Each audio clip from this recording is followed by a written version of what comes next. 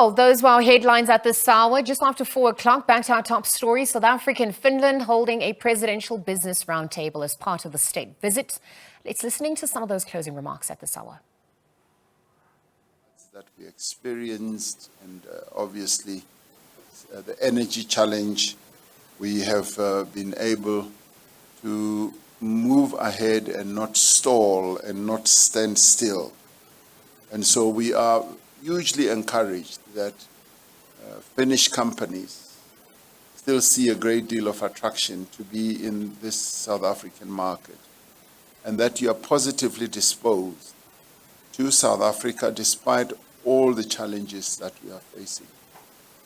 But your positive disposition actually encourages us to get on and to move ahead, because what you are demonstrating is your confidence in our ability, which you also spoke about, that South Africa does have a great future that lies ahead.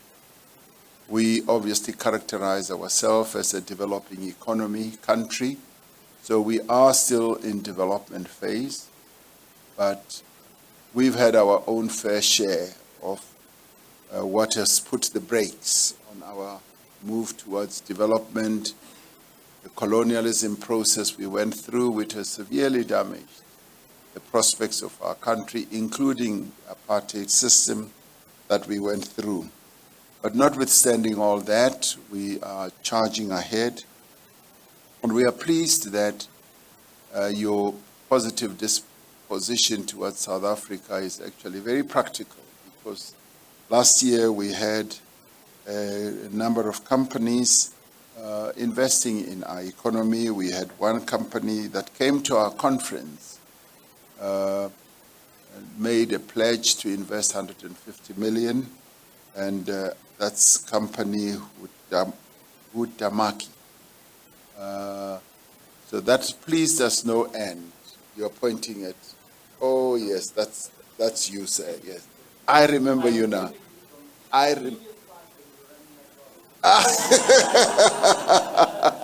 Yes, that was in my previous life. So that, as far as we are concerned, was really a very positive sign that the partnership that we have had with Finland at a high political level is actually also being demonstrated through investments and business, and that you are also focusing on a number of sectors of our economy, as Minister Patel said, in packaging, in industrial cranes and metals and green finance, energy, and that to us is a clear demonstration that there are really good, positive things that the two countries can look forward to. It's also pleasing to know that business dealings, investment, it's not a one-way process. Quite often we find that it's largely tilted the other way around, only in respect of one country, but that in our two countries are invested in each other's economies. And that, for us, gives rise to a very positive partnership. And when we talk about a partnership, this is what we really are talking about. And of course, we have another added positive aspect, which is, as you correctly said, that you see us also as the gateway into Africa. And we do see ourselves as that, because by a large margin, we are still the most industrialized country on the continent, and our various positive attributes like very good and mature financial sector and a number of other infrastructure endowments that we have and the resource base that we have does position us well as to be characterized as a gateway into Africa. And on the back of that, we now have the Africa Continental Free Trade Area, which should be a great attraction to anyone who looks at investing in South Africa, because through that we would be able to extract huge benefits. And I'm particularly pleased that from what you said earlier, that a number of Finnish companies have been able to forge partnerships with local partners here. And that, to me, is a very positive aspect, because you have demonstrated that you are willing to be part of the transformative process that we are involved in as a nation and as a country.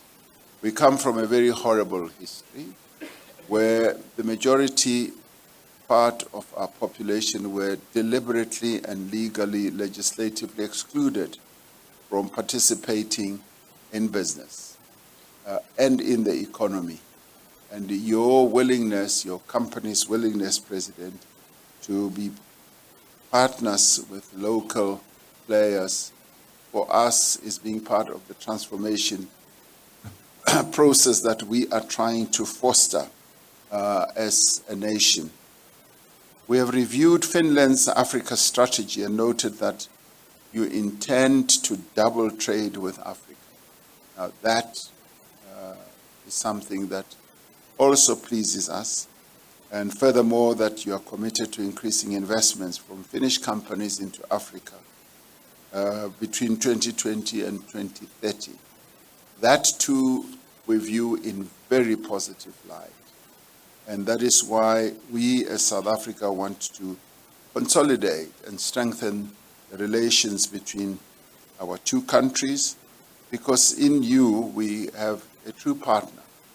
And we are ready for deepening this partnership and making sure that it is mutually beneficial for both South Africa and Finland, but also for the companies that invest in our two countries.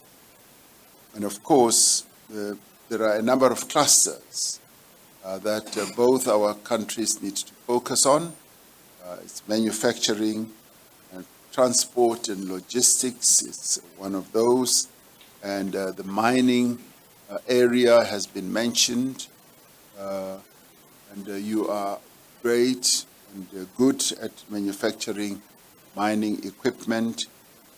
So these and many other areas are areas that we would like to focus on.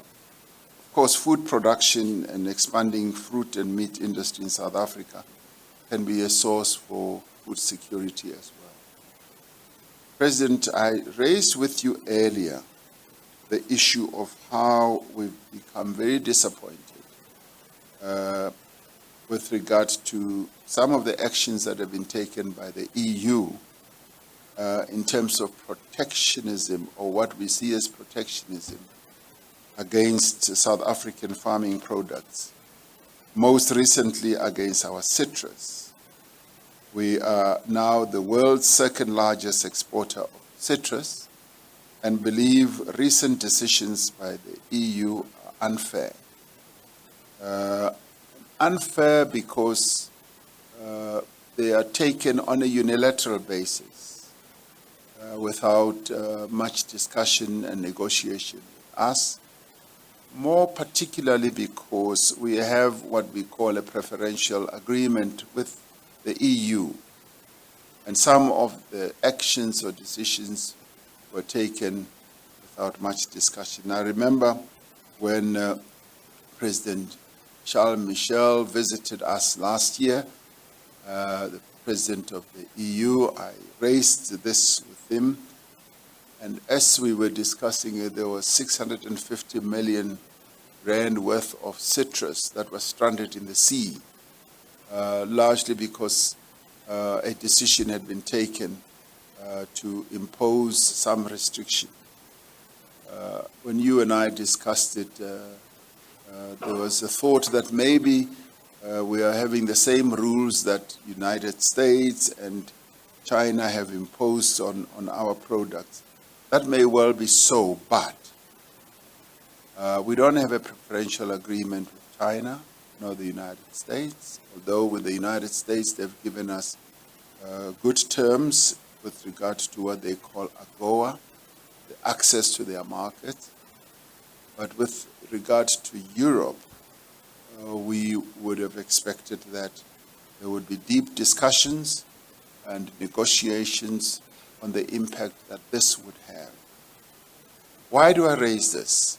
I raise this because as we foster investments between the two countries, Finland and South Africa, some of your companies may find it good to be invested in the food production sector, and they will also be caught up with this as they either get involved with that and we have to export. So it is a matter that does need some measure of attention. We obviously look forward to another sector which is going to be and is emerging as a great sector. That's the green economy sector, and green hydrogen and battery storage, which was also mentioned. These are sectors that look very attractive on both our country's side, including with electric vehicles, which we as a leading vehicle manufacturer on the African continent, manufacturing a number of vehicles that are manufactured here by the original equipment manufacturers from Mercedes-Benz, BMW, Toyota, you name them, they are all here. And we've got South African workers, and black workers for that matter, who become so well skilled as to be exported to go and teach some of European workers with regards to manufacturing the cars that are manufactured here.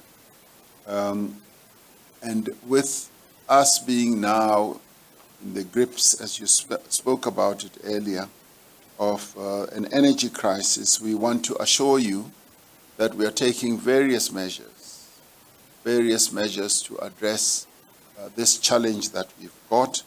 We've got a plan which we are implementing. The plan is aimed at increasing the supply of energy generation, because we've got a deficit. As our economy has grown, our energy generation has not grown in line with our energy needs. But at the same time, there have been other challenges that we went through, the lack of maintenance of our plants, as I said to you, and a whole number of other challenges that we've experienced. And we've now resorted to inviting the private sector, which is responding very positively, to invest in electricity generation, particularly the renewable side, and to accelerate the installation of those facilities. So we also are deeply involved in the reforms. Our country has needed reforms on a number of fronts for a long time. We are now involved in the reform process, a reform process that is going to make the environment, the business environment in our country much more easier for people to come and invest. And in this regard, we are rather fortunate that we are working with the private sector. Private sector and government and labor and civil society work together with us hand in glove to address some of the challenges that we have, including the logistics challenges that we are experiencing. So in the end, we are really pleased to have this round table, to have an exchange with yourselves, and I'm particularly happy to hear that your exchanges between yourselves have really covered a number of areas and sectors of our economy, and they've been underpinned by a willingness to cooperate with each other, to forge partnerships, and to broaden them. So I urge all of you to work with us so that we can together grow our economy, and as our economy grows, so do your businesses. The other area that I would like to raise as well, which I touched on in my tete-a-tete with President Ninesto, is the issue of skills. One of the damages that apartheid did to the people of our country is to deny them a decent education. Best education was just reserved for a minority, which is white people, and the majority of people, black people, were given inferior education. And this has led to the skills deficit. Yes, you are right that there are great capabilities in South Africa, but at the same time, the really great hard-nosed skills are still needed, so as to enable our people to get into making value-added goods. Your exports to us are 99% manufactured goods. That's adding value to even your own resources, like you've got forestry products. That's a raw, natural product, but you add value to it. And that value you are able to add with a combination of course, skills and good business environment and also finance. But skills play a critical role. And it is therefore important that as we work together, even with the businesses that you are invested in, that we should focus on skills. Because a more skilled workforce benefits not only the company that people work for, but also the economy broadly. So the transformation process we therefore need to have is a transformation process that is going to improve the operations of your businesses, but at the same time to improve the capability of the people who work in your companies. So skills development is important. We are doing a great deal with the education system in our country, as we are doing with health as well, as Stavros Nicolaou said, but it is also in education, in the skills development in the workplace, that we believe that a great deal can be added by the companies that invest in our economy. Other than that, I really thank you for being here and look forward to the engagement that we will have. Thank you very much.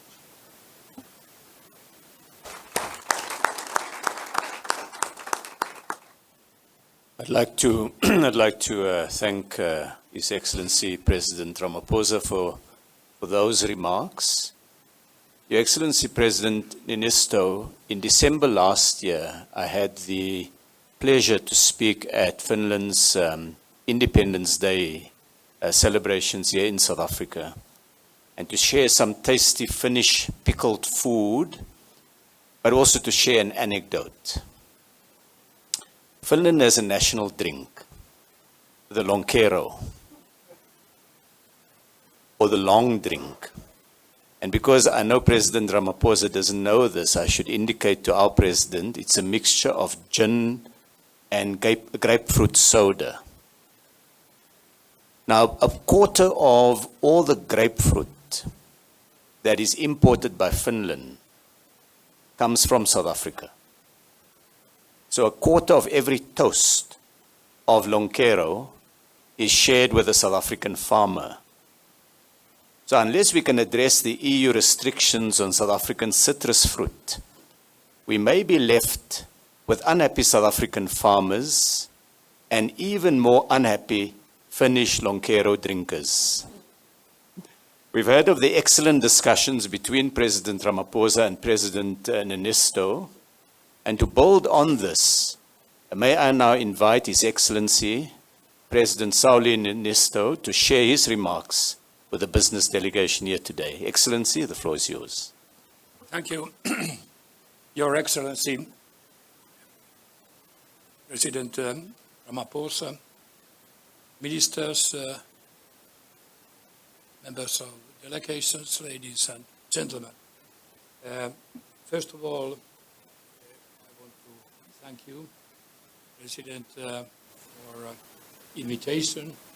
And I have to say that during this just a bit more than 1 day stay here, I have learned a lot more from South Africa, from Africa, than never before in such a short timing. And I want to thank you for constructive discussions we had.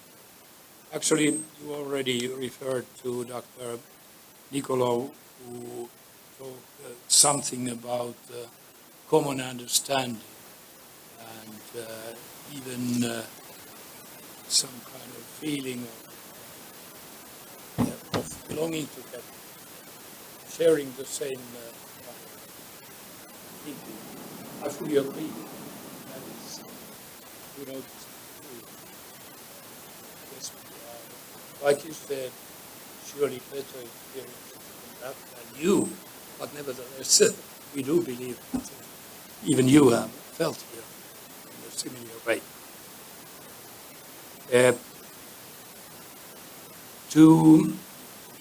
Just shortly, I would like to describe a bit why we are here.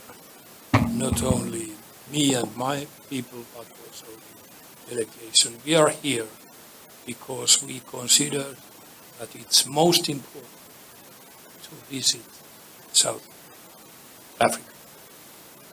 Like you said, it should have taken place earlier on, a couple of years ago, but, well, neither of us could control the COVID, even though we are powerful. Then, why? First of all, I would like to underline that I understand very well our common business interest, but they are not alone what you have been talking, dealing with businesses, but they have even a wider scope worldwide. And I start by talking about the global situation we are now looking. It is, well, actually quite worrying, like we have been talking. We are very nearby to a situation where we see global division into 2 or even more parts, which have quite a long way to each other. One element to stop this kind of developments surely is to cooperate. Cooperate as largely as possible.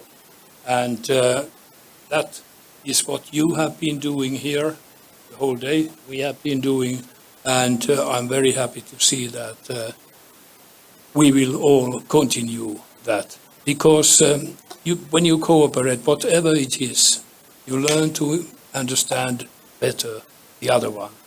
And the better you understand the other one, the more safer place the world will be.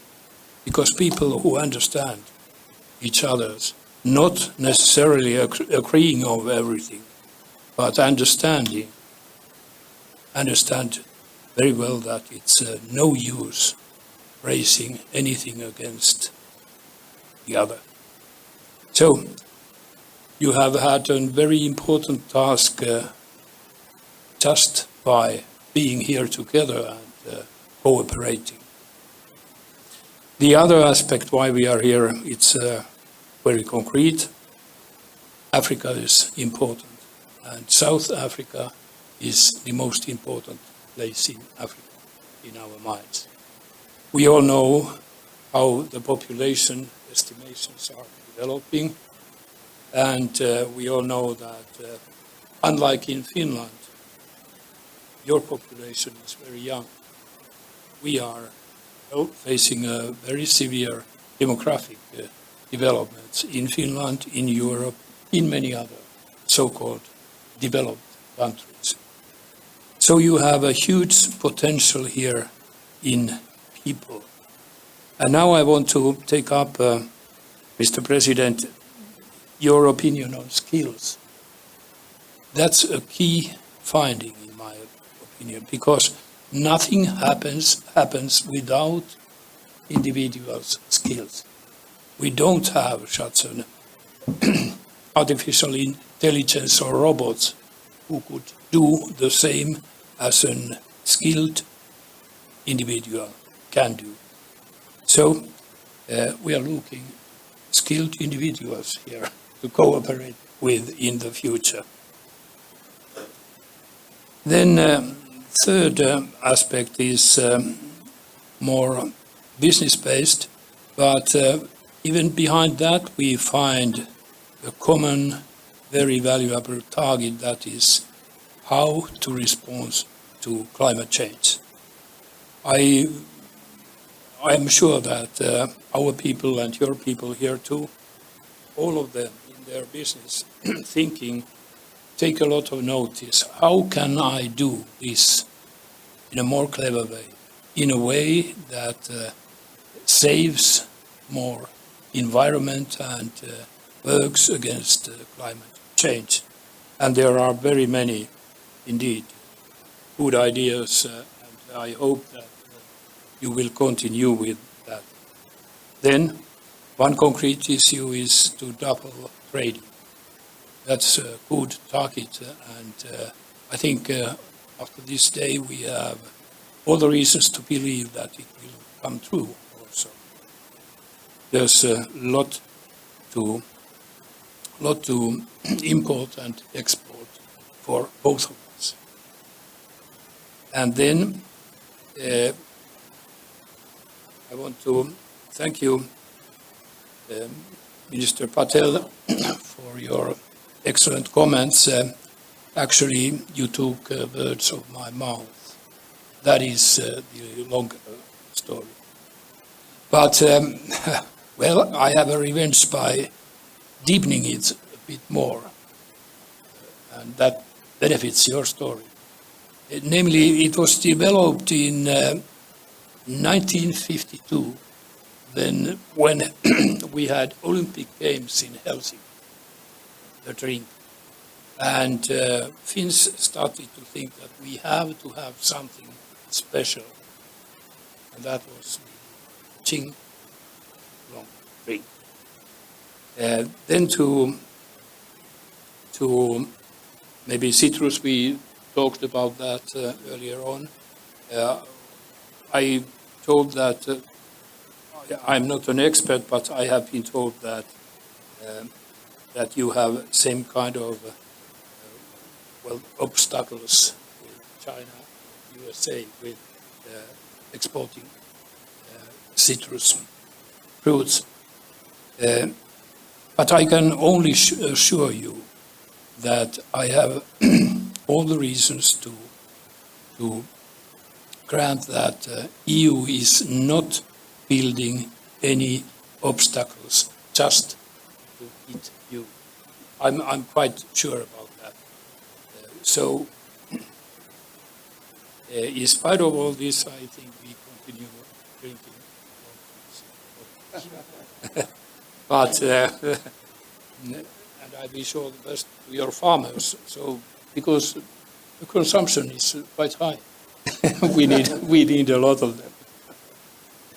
So, but we find nowadays in our daily life, making business, making politics, whatever, that all what we do has a larger impact. And we should all the time keep it in mind. Let's cooperate, let's work in a way which saves environment and stops climate change. And then we have the great honor to have President Ramaphosa in Finland in the very nearby future. It's amazing that you thought that you had to take it out of my mouth, because actually I was looking all the time proper situation to say it. But nevertheless, our thoughts were similar. You know, Finns are a bit sometimes not the weakest ones in the world. Okay, but thank you all. This has been great, and I wish all the best to you. Thank you.